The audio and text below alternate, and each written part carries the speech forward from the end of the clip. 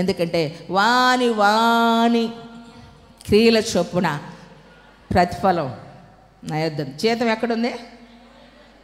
మరి పూటకొల్లవానికి అప్పచెప్పాడా లేదా? జీతం ఉందా లేదా? నీ ఇంటికి నువ్వు, నా ఇంటికి నేను, సంఘానికి మేము ఏమండి మిమ్మల్ని సంరక్షించేదానికి, మీ గాయాలు మానిపినవాడు, మీ పుళ్ళు తుడిచినవాడు, మీ రక్తమును కడిగినవాడు మనం ఆరాధిస్తూ ఉన్న దేవుడు ప్రియులారా. కాబట్టి మరలా ఎరుకో అనుభవానికి వెళ్ళమాకండి, మరలా దొంగల చేతిలో చిక్కమాకండి, మరలా దోచుకునేటట్టు అప్పగించుకోమాకండి. ఆశీర్వాదకరంగా బ్రతకండి. దేదీప్యమానంగా మీ కుటుంబాలు, మీ జీవితాలు ఆశీర్వదించబడాలి. ఎందుకంటే పరలోకపు యొక్క సన్నిధిని ఏమండి సైతాను వాడు దోచుకొని వాడు దొంగ అయి ఉన్నాడు. కాబట్టి నీ రక్షణ, నీ యొక్క ఆత్మీయతని వాడు దోచుకుపోతానికి వస్తున్నాడు. నీ విశ్వాసాన్ని, నీ ప్రార్థనా జీవితాన్ని వాడు దోచుకునేదానికి వాడు సకల ప్రయత్నాలు చేస్తూ ఉండగా నీవు ఆ ప్రయత్నాల్లో విఫలం అవ్వకూడదు, వాని ప్రయత్నంలో నువ్వు సఫలం చేయకూడదు. ఎందుకంటే నేను యేసయ్య దానను, నేను యేసయ్య వాడనని చెప్పగలిగిన వారిగా దేవుని సన్నిధిలో ఉండండి. దేవుడు మిమ్మల్ని ఏం చేస్తాడు ప్రియులారా? ఆశీర్వదిస్తాడు. కాబట్టి ఎరుకో అనుభవంలో ఉన్నారా? యెరూషలేము యొక్క అనుభవంలో ఉండాలి. ఎందుకంటే ఏ అనుభవం మనకు కావాలి? బ్రతికున్నటువంటి దినాల్లో ఎరుకో అనుభవంలో తృప్తి లేదు, సంతోషము లేదు, నెమ్మది లేదు. యెరూషలేము యొక్క అనుభవం ఏమిటంటే ఉన్నా లేకపోయినా ఉన్నదానితో తృప్తి కలిగి ఆ పరలోకపు యొక్క సన్నిధిని ఉన్నప్పుడు, కానాను చేరినప్పుడట యెరూషలేము ఏమండి ఆ యొక్క ఐగుప్తు యొక్క అనుభవం దొర్లించబడిందని చెప్పి వారు గిల్గాలులో చేరి దేవుణ్ణి ఏం చేశారంటే స్తుతించారట. విచిత్రమైన సంగతి ఆ పైన ఉందండి, సమయం లేదు, తీసుకున్న ప్రసంగం పెద్దది కదా ఏమండి. కాబట్టి దేవుని సన్నిధిలో వారు యెరూషలేము నుంచి బయలుదేరినప్పుడు యోధులందరూ చచ్చిపోయారంట అండో యోధులందరూ చచ్చిపోయారంట. ఐగుప్తులో ఉన్న ఇజ్రాయేలీలందరట సున్నతి చేయించుకున్నారట. ఎవరికి సున్నతి లేదంటే అరణ్యంలో పుట్టారే వారు. అప్పటి వరకు ఉన్న యోధులందరూ మోషేతో చనిపోయారు. అయితే యెహోషువతో పాటు బయలుదేరారు కదా మరలా ప్రయాణం. ఆ చివరికి వచ్చేసరికి యుద్ధంలో సన్నద్ధులు అవ్వాలి, వాగ్దాన దేశంలోనికి వెళ్ళాలి అని అంటే వీరు సున్నతి చేయించుకోవాలట. మరి సున్నతి చేయించుకోవాలంటే మరి కుదరదుగా, చేయించుకోకపోతే అసలు కుదరదు. అయితే చేయించుకోవాలని సున్నతి చేయించుకొని వారికి పూర్తి నయమయ్యేదాకా అక్కడుండి అప్పుడు వారు గిల్గాలులోనికి వచ్చారు. కొట్టు చాపట్లే గట్టిగా. మరి ఇప్పుడు మీరందరూ సున్నతి చేయించుకున్నారా? సున్నతి చేయించుకున్నాం అన్న వాళ్ళందరూ గట్టిగా స్తోత్రం చెప్పండి. ఇది ఎక్కడ పోదరా బాబు, ముస్లిమ్స్కి కదా సున్నతి, మనకేందిరా అంటారా? మనకు ఒక సున్నతి ఉంది. అప్పుడు వారు సున్నతి చేయించుకున్నారు అందరూ. ఇప్పుడు మనకొక సున్నతి ఉంది ప్రియులారా. అదేమిటి అంటే 2వ అధ్యాయము చివరిగా చూడండి, 11వ వచనం చదువుతాను జాగ్రత్తగా. కాబట్టి మునుపు శరీర విషయంలో అన్యజనులై ఉండి శరీరమందు చేతితో చేయబడిన సున్నతి గలవారు అనబడిన వారి చేత సున్నతి అనబడిన మీరు ఆ కాలమందు ఇశ్రాయేలుతో సహపౌరులు కాక పరదేశులను, వాగ్దాన నిబంధన లేని పరిజనులను, నిరీక్షణ లేని వారును, లోకమందు దేవుడు లేని వారునై ఉండి క్రీస్తుకు దూరస్తులై ఉంటిరని మీరు జ్ఞాపకము చేసుకొనుడి. అయినను మునుపు దూరస్తులైన మీరు ఇప్పుడు క్రీస్తు యేసునందు క్రీస్తు రక్తము వలన సమీపస్తులై ఉన్నారు.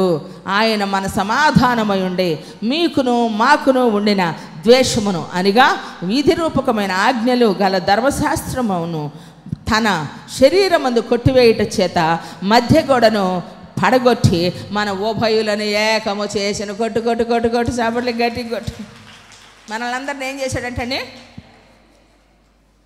వారు దేవుని చేత ప్రేమించబడ్డవారు, మనము అన్యజనులం. అయితే పరజనులంగా దేవునికి దూరస్తులంగా మనం ఇష్టానుసారంగా బ్రతికిన వారమైన ఈరోజు ఆత్మ సంబంధమైన సున్నతి యేసుక్రీస్తు రక్తము వలన కడగబడిన మనల్ని ఏమండి వారు మనల్ని ఏం చేశాడంట? ఉభయులను ఏం చేశాడంటే ఏకము చేశాడంట. కొట్టు చప్పట్ల గట్టి కొట్టు. నమ్మితే, అందుకే నమ్మి బాప్తిస్మం పొందినవాడు రక్షించబడను, నమ్మని వానికి శిక్ష విధించబడను. నీవు అదే శిక్ష విధిలో ఉండాలనుకుంటే ఉండొచ్చు. శిక్ష నుంచి తప్పించబడాలంటే రక్షణ యొక్క అనుభవంలో ఉండాలి. ఇంకా దొంగల చేత కొట్టబడుతున్నావా? యెరూషలేము యొక్క అనుభవంలో ప్రశాంతంగా నా దేవుని సన్నిధిలో ఏమున్నా లేకపోయినా, తిన్నా తినకపోయినా నా దేవుని కొరకు నేను బ్రతుకుతాను, ఆయన ఉంటే నాకు చాలు అనే విధానంలో ఉంటే ఇళ్లల్లో గొడవలు జరగవు, మోసాలు జరగవు, అన్యాయము జరగదు. విశ్వాసుల గృహాల్లో ఏమండి విశ్వాసాన్నే చూడాలి ప్రియులారా. దేవుని నమ్ముకున్న కుటుంబాల్లో ప్రశాంతతనే నెలకొల్పబడాలి ప్రియులారా. మన కుటుంబాలు పరలోకపు యొక్క నమూనాగా మార్చబడాలి. కొట్టు చాపట్ల గట్టిగా ప్రైజ్ లార్డ్, హల్లెలూయా. పరలోకంలో ఏముండదండి? ఆకలి దప్పులు ఉండవు. పరలోకంలో పగలో ఎండ వడగాలి ఉండదు.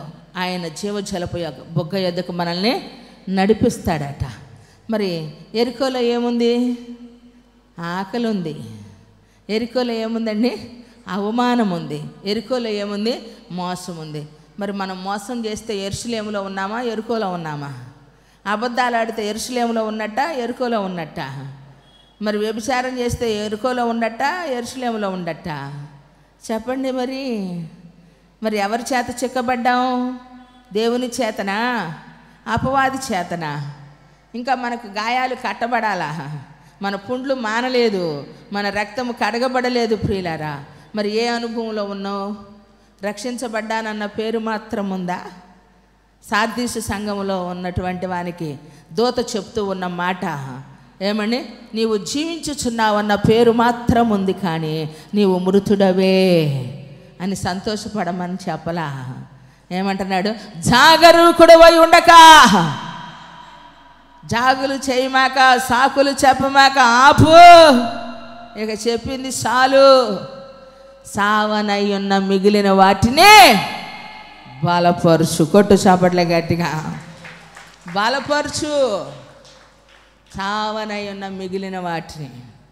చూడండి ప్రియులారా, ఈరోజు సచ్చేవాడికి కూడా సిపిఆరా, ఏపీఆరా, ఏదదే ఫస్ట్ ఎయిడ్.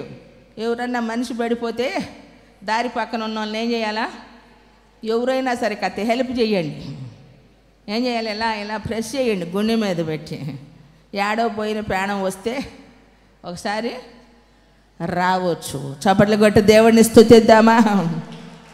సావనై ఉన్న మిగిలిన వాటిని ఏం చేయాలంట? హార్ట్ అటాక్ వచ్చి చచ్చిపోతా స్థితిలో ఉండేవాళ్ళకి కాస్త సిపిఆర్ చేస్తే, అందుకే డాక్టర్ల మీదపడి దొక్కుతారు. మనం తట్టుకోలేమని పోండి బయటకు అంటారు.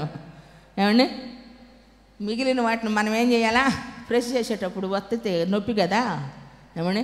మనం కూడా సరి చేసుకునేదానికి అవకాశం, నిలబడేదానికి అవకాశం, ఏమండి మనం అతిశయంగా ఆశీర్వాదకరంగా బ్రతికేదానికి ఒక అవకాశం, ఒక ఛాన్స్ దేవుడు అవకాశం ఇస్తాడు.